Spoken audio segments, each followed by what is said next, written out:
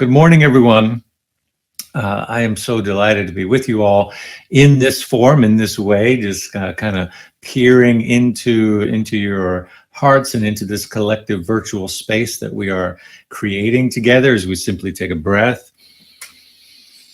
And we know that wherever we are, God is, and that we are creating a virtual community that, again, is expanding and growing. And it's just it's really a thrill, as much as I really do miss being together in one room.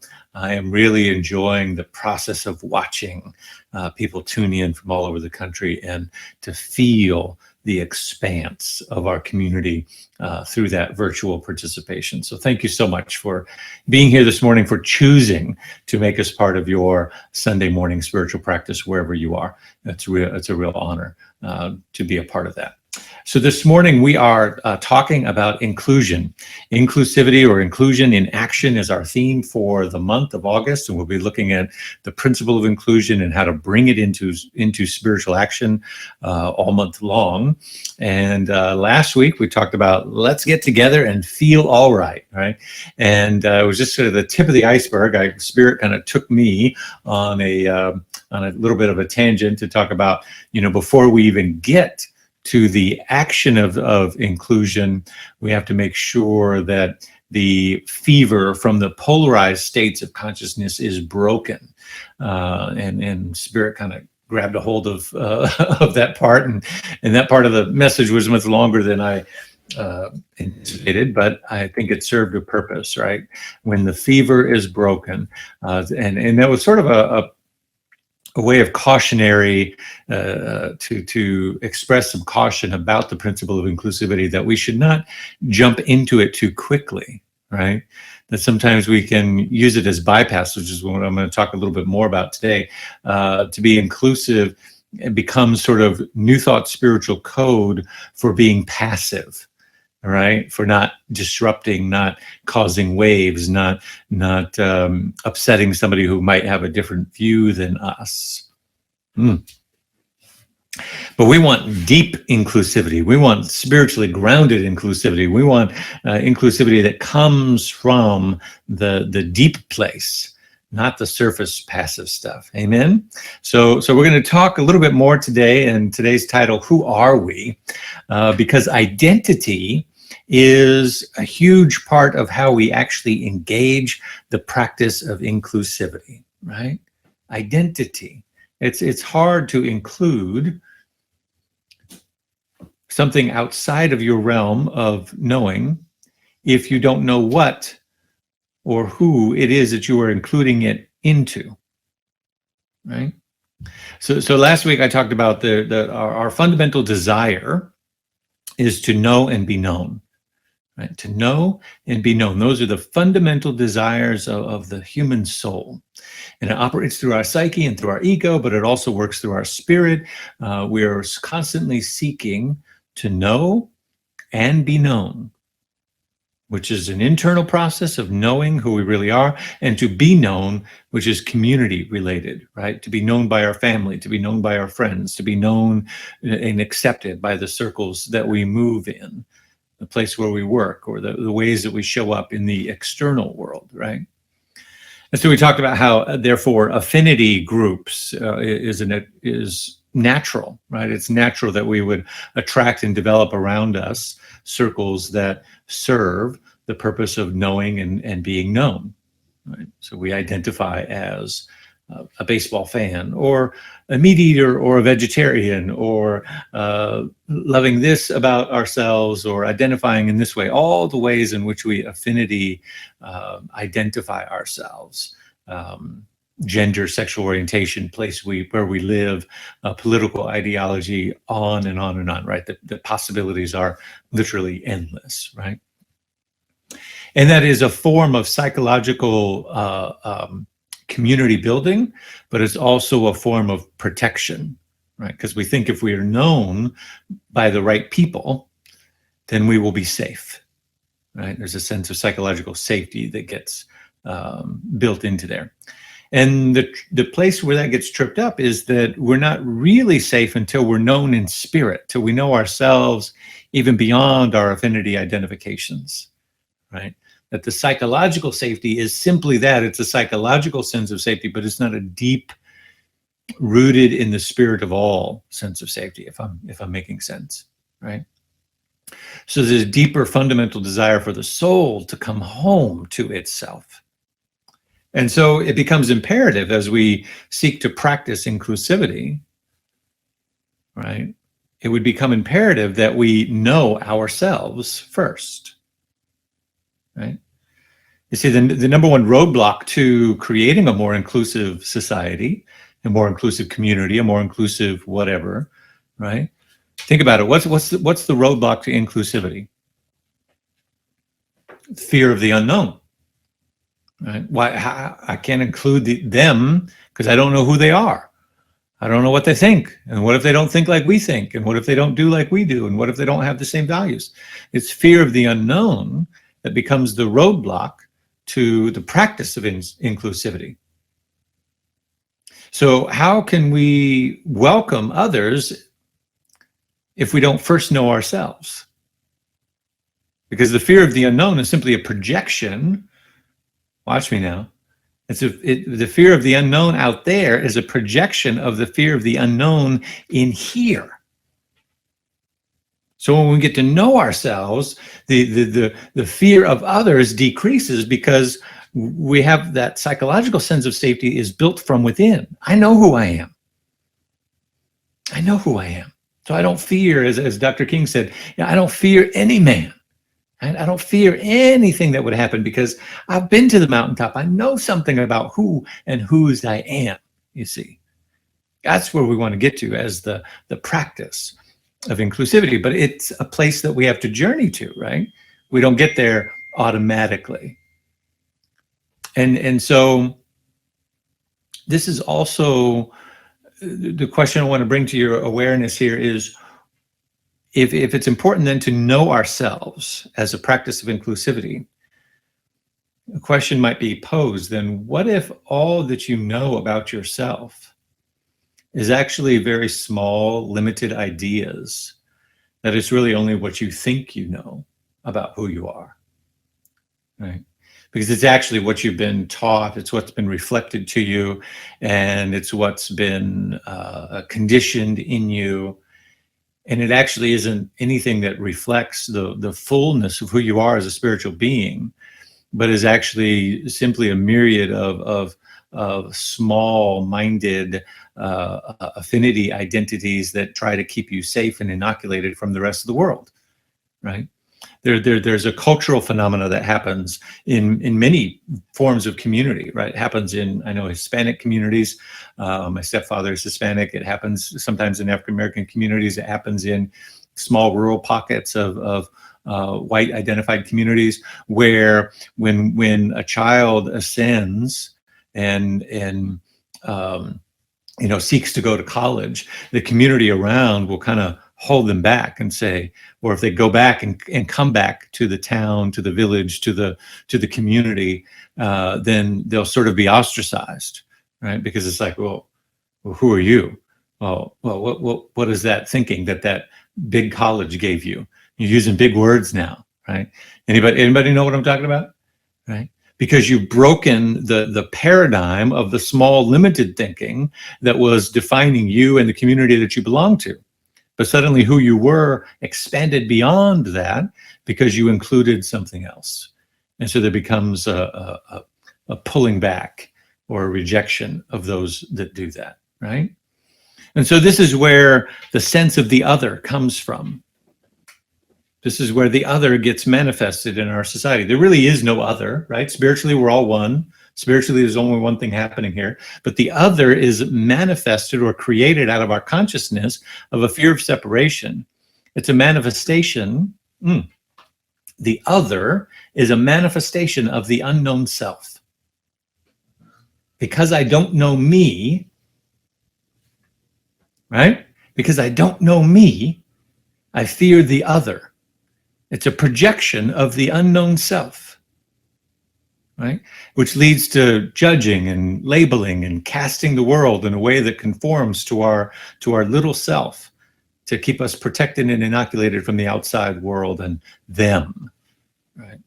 And it's here that we adopt all kinds of stories. It's here that we create biases and prejudice and all sorts of things. And some of those stories are important to our development, necessary to our unfoldment, but they should not be scriptive and limiting to our unfoldment, right? In other words, who you are, right? The question today, who are you? The answer to that question is you're an unlimited spiritual being on an eternal quest of spiritual evolution. But we think of ourselves as something so much smaller than that, right? By how, and as I said, the forms of identity that we create are important to our development. So there's this interesting dichotomy, this yin and yang of it, if you will, that it's important that in community, in the expression of the diversity of God's expression, that we see and accept all the different ways that humanity can show up. So our identities as LGBTQIA, I remember when I was doing work with community walking congregations in Oregon, and we did a fundraising event. We had Bishop Gene Robinson, who was the first openly gay bishop of the Episcopal Church, and we had him as our guest speaker. And he, at that time, this was well over 10 years ago, and at that time the T and the Q were getting a lot of attention in the LGBTQI community. And he was talking about how the narrative was just changing in the expansion of the acronym, and how even those who had been in the community for so long had to rethink and reimagine and remind themselves to include more initials.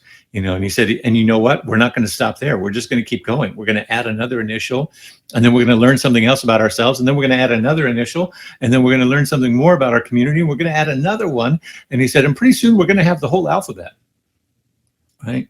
Because it's a spectrum of diversity that is in the community, right?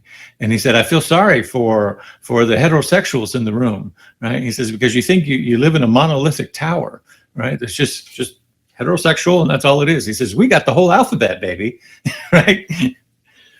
But the truth is, he said eventually we'll add an H on there too, right? We'll include you as well, right? So those forms of identity are important to get to know ourselves.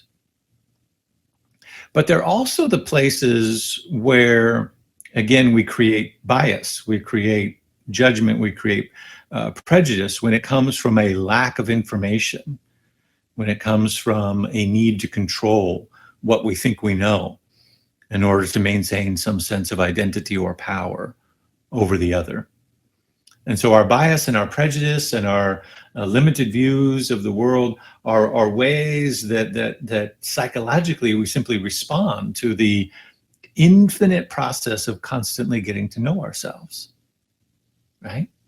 I mean, I have over here on my wall, you can't see it in my office here, a family chart. And I've got several that are on the floor that I have working charts that I write in.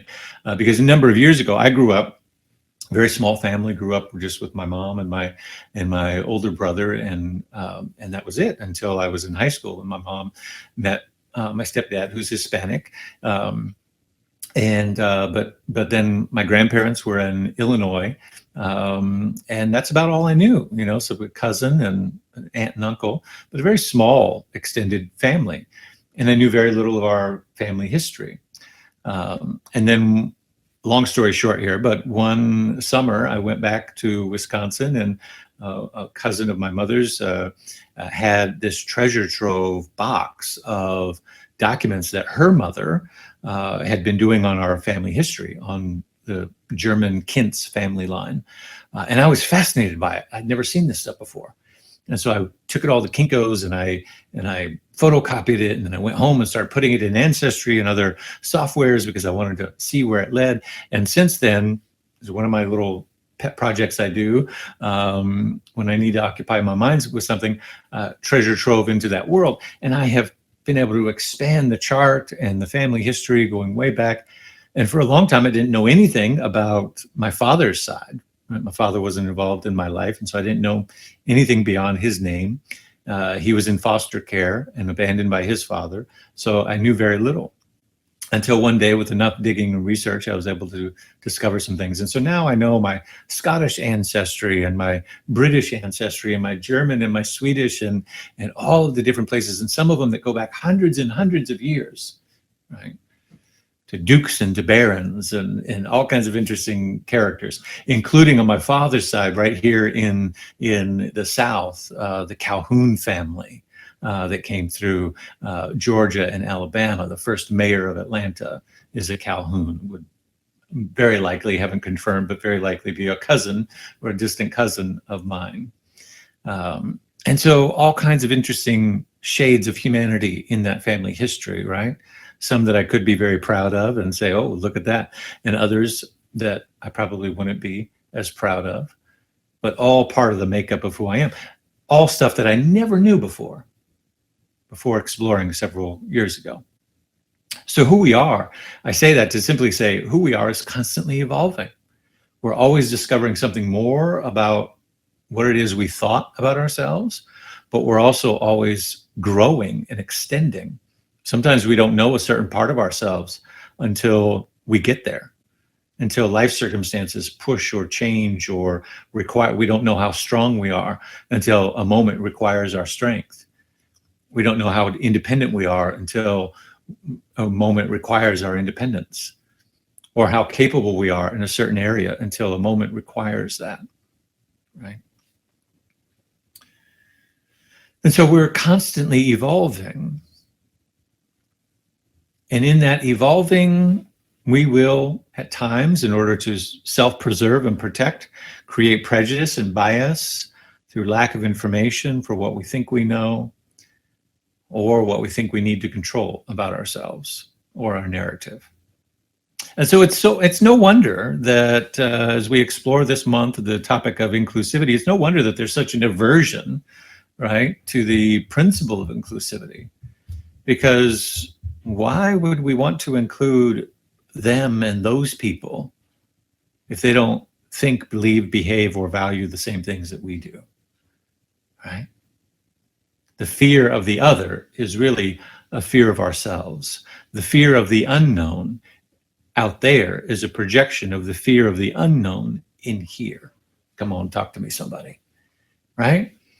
And so inclusion is a spiritual action, and it requires a couple of things. There's a few things that I want to cover here this morning. Inclusion requires at least three things that I'm going to cover here. One, it requires some sense of deep identity. What my friend Sharif Abdullah, who we are studying in our summer series, a book series, the author of Creating a World That Works for All, and he's going to be with us as a guest speaker this month as well. I'm very excited to announce that. My friend Sharif Abdullah says that inclusivity requires deep identity. What does that mean? It means the identity that you have that is deep in yourself, that reaches deeper than all of the surface levels of identity, right? See, up here at the surface level, I'm a Cardinals fan, right?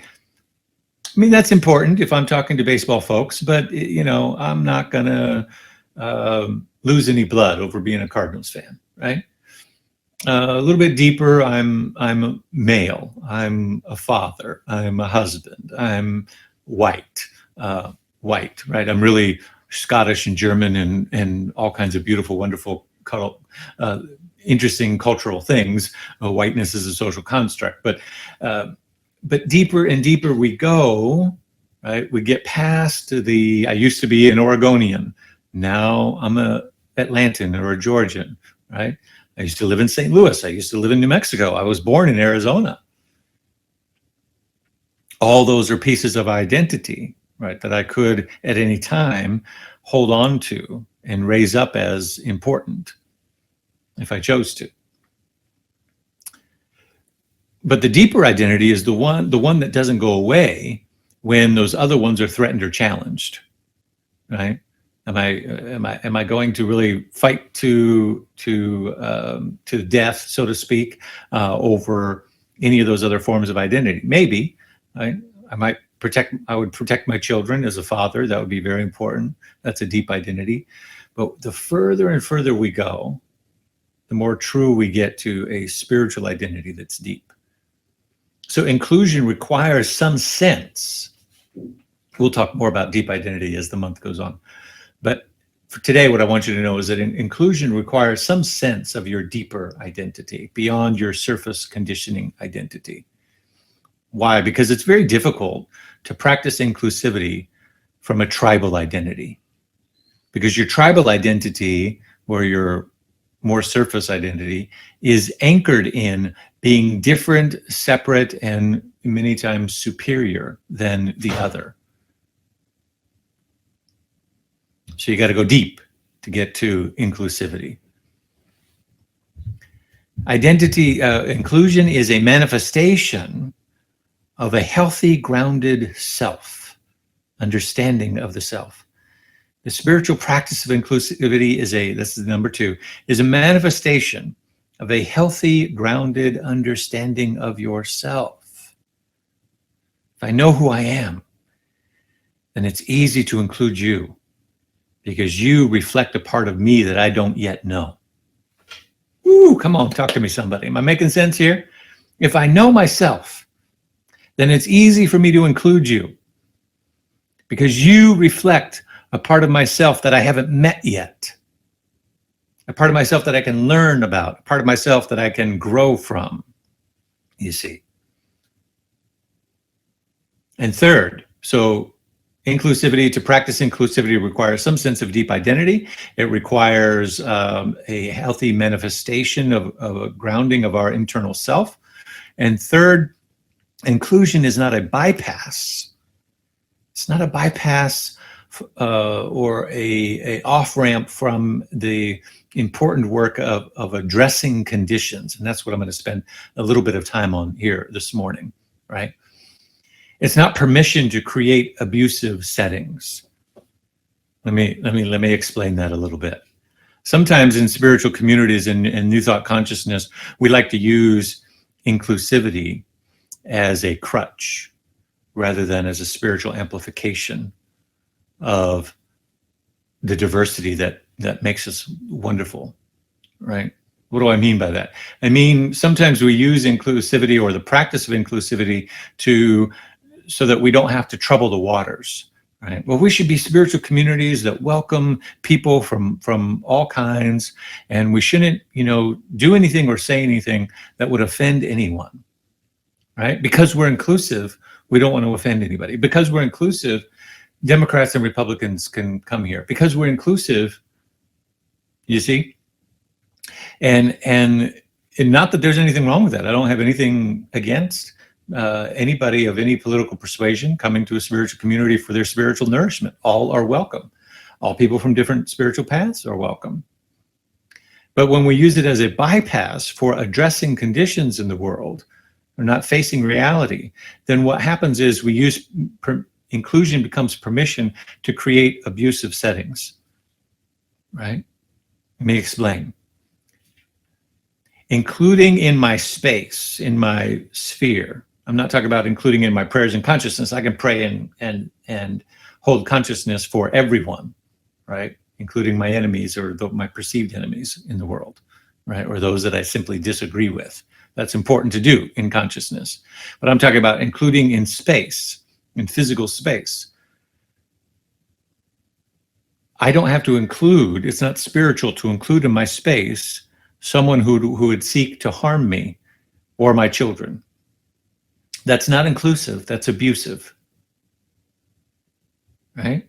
Somebody whose ideology is diametrically opposed to my humanity, or the humanity of my brothers and sisters, or the humanity of my friends' sexual orientation, or the color of the skin of my children, or what have you, right? It's not inclusive to include that person. It's actually abusive. So there's a story in the whole Bhagavad Gita is about Arjuna, a spiritual warrior, and his dialogue with Krishna, with the one God who has many manifestations, right? And the Gita is a beautiful tale of exactly what I'm talking about, of dealing with the karmic effects of conditions by getting to understand and know yourself. I'll set the stage very quickly, and this will be a very gross oversimplification of the Gita and the story of Arjuna, but it'll serve our purposes today. Arjuna is this powerful warrior who can shoot with great accuracy a bow and arrow with either left or right-handed, right? So he's incredibly powerful and skilled. And these tribes are getting ready for this big battle.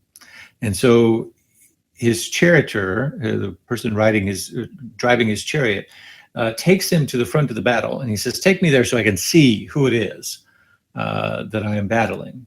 And on one side is his tribe, place where he identifies with, the kingdom that he's been participating in. And on the other side of the open space, he looks and he sees the faces of his family, right? His distant family, his cousins and aunts and uncles, his mom and them, right? And he breaks down and he actually puddles down into it, curls into a small ball in his chariot. And he tells Krishna, who he doesn't know is Krishna, but he tells Krishna, I can't do this, right? I can't fight. They're my family. They're my extended family. I love them. And fighting and killing is wrong. I can't participate in this. And Krishna says, but you must. It is your duty, right?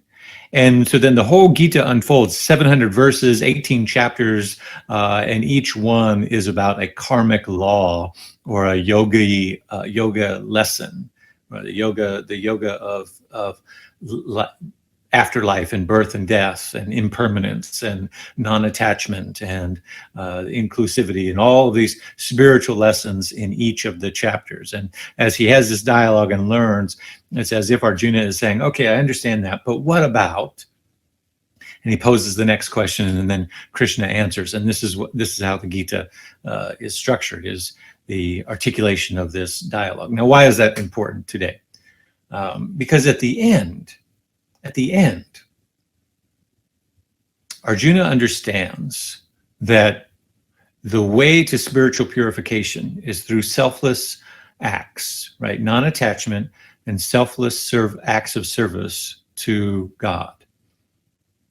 That's the way to cleanse sort of your karmic conditioning. But he also understands that everybody is there on that battlefield, is there to cleanse they're there as a result of their karmic past, right? In other words, it's a battlefield of conditions. I want you to go metaphysical here with me for a moment. It's a battlefield of conditions. And so when he goes through all of the lessons, he had broken down in his chariot, said, I can't fight, I'm not going to do it. And then he, at the end, rises up and he says, okay, I'm ready. And he picks up his bow and arrow. And that's where the story ends. And it's an interesting story when we talk about nonviolence and the oneness of all life and inclusivity and all these beautiful lessons that are in the Gita. Why does he get back up and go into battle? Because he understands that you cannot escape karmic conditioning. You cannot escape the world of effects when they have been the byproduct of your consciousness of the past, right? So, in other words, the deep identity that we are spiritual beings activates a process of reconciling ourselves to our true nature. And the healing that occurs in that is the healing of conditioned thinking. And the healing of that conditioned thinking means we got to go through and deal with everything that's been conditioned before us, right? In other words, essential karma does not mean that we passively accept. It means that we properly deal with conditions of the world. Woo! Let me say that again. Essential karma does not mean that we passively accept conditions of the world. It means we properly deal with them, right? Which leads to the awareness that those conditions were not necessary had we made different choices, right? Let me say that again. that the conditions that are on the battlefield were not necessary had we made different choices in our thinking. The conditions would change. So yes, it's true, right? I'll ring the bell. Yes, it's true that change your thinking, change your life. But you don't bypass or skip over all of the conditions that have led you up to this moment. Let me see if I can make it real and make it plain for you, so we understand what I'm saying. Where inclusivity becomes abusive, right? I hear things like this, and sometimes from my ministerial colleagues, right? Because there's a great dialogue about what does inclusivity mean and creating a world that works for all, and it's an important dialogue to be having, right? And you might hear something like, well, Trump is, let's say, for example, right, the president represents something that is essential to our collective evolution. Yeah, that's true, right? We are where we are, right? The title today is Who Are You? Who are we? Right? We are where we are because we have been who we've been. We've made the choices that we've made in consciousness that has brought us to this moment. So yes, we have to essentially deal with, but not bypass current conditioning. Inclusivity doesn't allow you to transcend, right, what's in front of you. It allows you to go through what's in front of you. So the current administration is indeed quote unquote essential. I put it in air quotes, essential, in the same way that that an abuser is essential to a victim's transformation to a new life, right? Essential based on current realities, but not to be confused with necessary, right? I would never say to a victim of any kind of abuse that their abuse was necessary. It was not necessary, right? The abuser could have made different choices. The family, the conditions around, at all kinds of points, there were different choices that could have been made.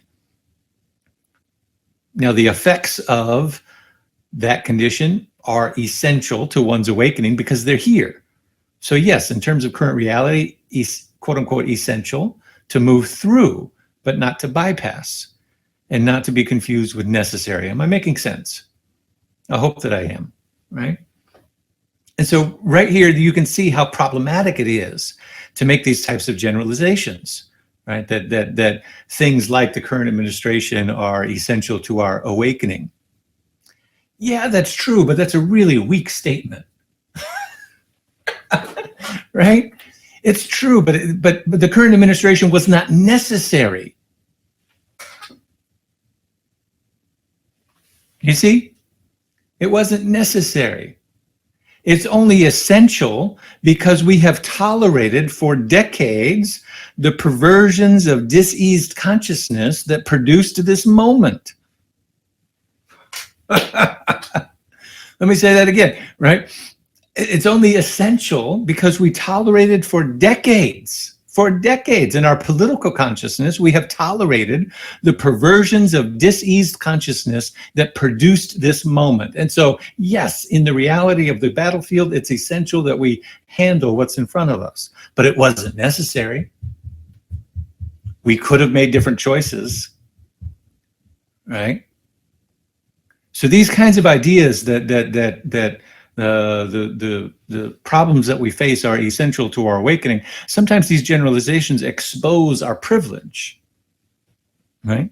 Because it's clear that when we make statements like that, that we are not the ones who are directly affected by the president's rhetoric, by his policies, or by his impotent capacity to govern effectively. When you're not the one at the direct effect of that, it's easy to kind of just go, oh, well, it's essential for our collective awakening. Well, yeah, it is because it's here, but you know what? It's not necessary. We could have made different choices, and we can make different choices going forward. I want you to hear that. Inclusivity is not a bypass for creating abusive conditions. It is an invitation to deal with what's in front of us. And therefore, we do have to include the other and learn the lessons and as a process of waking up. So we have what we have because we've chosen what we've chosen, consciously or not. But at some point, we get to a point in our evolution where we say enough is enough. Change must be ushered in my life, right? And it doesn't happen.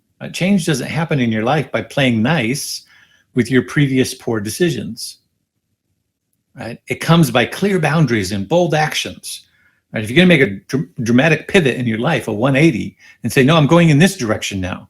You don't get there by going, you know, those choices I made, they weren't so bad. They were essential for my awakening. It's okay. I just, yeah.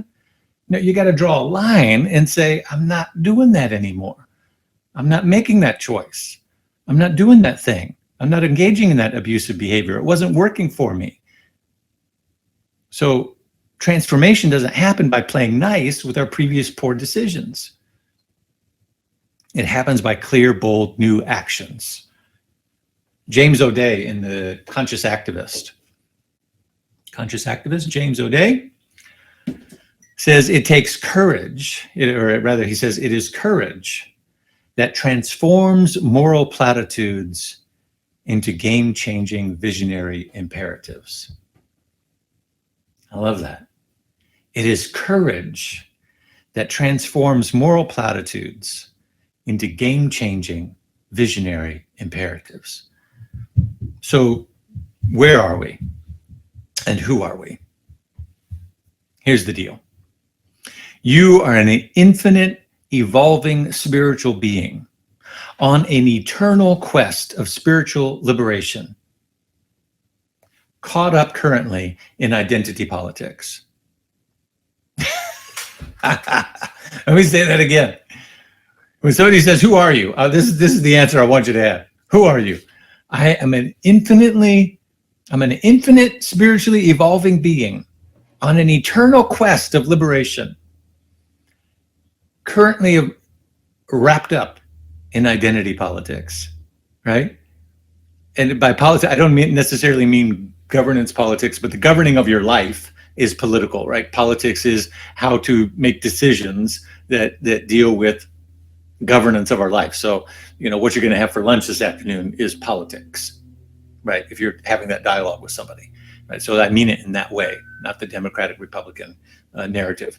And identity politics is all of the ways that we think of ourselves. I am this, I am that, I am this, I am not that, I am left, I am right, I am center, I am against this, for that. That's identity politics.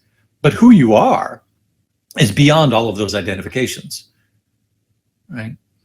And the beautiful thing about inclusivity is that we get to embrace our diversity, all of the ways that make us different, while we understand our oneness, you see. So it's through the forms of identity that I associate with that I am contributing to the collective tapestry of diversity and beauty and the complexity of the human condition. Let me say that again. It is through so I'm an infinitely evolving spiritual being on a quest of eternal liberation, caught up in identity politics. And in that identity politics, it is through the forms of identity that I associate with, or that you associate with. Gay, straight, bi, trans, male, female, non-binary, baseball lover, basketball lover, no sports, vegetarian, meat eater, paleo diet, athletic, black, white, gay, all of it, right? Through the forms of identity that I associate with, I am contributing to the collective tapestry of diversity, beauty, and the complexity of the human condition, all of which stem from the same source, but require differentiation in order to know itself. In order for me to know me, I require all of those forms of diversity, because they become the mirror that looks back at me.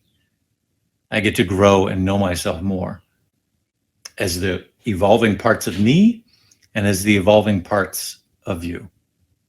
And so who we are is infinitely evolving spiritual beings on an eternal quest of spiritual liberation, caught up in this dimension in identity politics, so that we might know one another, so we might grow from our diversity, so that we might build a better world, so that we might contribute to a world that works for everyone, because we see how much work it requires and how much we have to grow ourselves in order to make that world, to make sure that it's inclusive of everybody. This is who we are, and this is who we are capable of being in the world today. I look forward to exploring with you the rest of this series on inclusivity as the month goes on. Peace and blessings. So, oh, that was good. Thank you so much. We so appreciate you tuning in and being a part of our community. I want you to know that our message is broadcasting out and being watched all week long. People will come back and tune in, not just on Sunday mornings, but throughout the week. And people are having great experiences, and they're writing us and telling us about those great experiences. We had a recent live streamer write into us and say, another fabulous Sunday morning with SLCA. Can't wait until we see each other again. Indeed, we can't wait till we're all physically in the same space. Meanwhile, we have to find new ways to connect and to check in with each other and to chat with each other and create that connection in the chat box that happens here. So thank you for your gifts and all of the ways in which you contribute this community. There are over 200 people who regularly contribute to SLCA every month on a regular basis. So we're so grateful for those individuals. Remember, we're looking for the threshold of 200 people at $200 a month or more to really support and sustain all of the work that we're trying to do here. That comes out to being about $50 a week. So for those of you who can, we appreciate that level of contribution. And if you're in life circumstances or in a different place, then we gratefully and joyfully accept that which is yours to give in this moment. And of course, many people who do much more than that, we're very grateful for you as well. It takes all of us at all levels of giving and contributing to make this thing work. So thank you so much for contributing. Text to give phone number is there, our donation website, and all the various ways that you can give. Let us affirm together over all of the gifts that we are receiving. I live in a universe of abundance, and I freely, joyfully give as I join in the divine flow.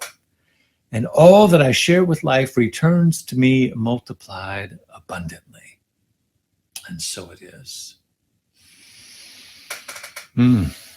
So it is.